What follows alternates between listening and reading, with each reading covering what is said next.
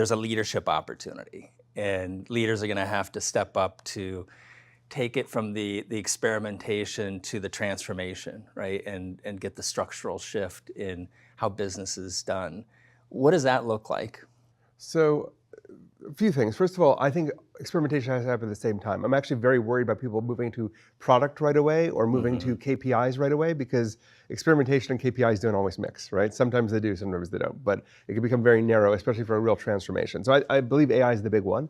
All the evidence I'm seeing early, both from the experiments that we do in the field and the actual things that I'm talking to people about, and what the AI labs talk about when I talk with them, all suggest like we're at the beginning of something big. We're not even all the way there yet.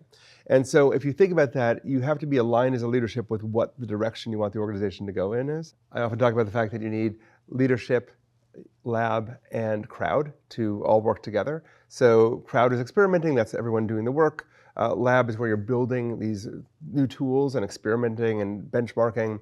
And then leadership needs to articulate a vision for what the future of the organization looks like. And are there leaders that are particularly good at modeling new behaviors to inspire their people to do that experimentation?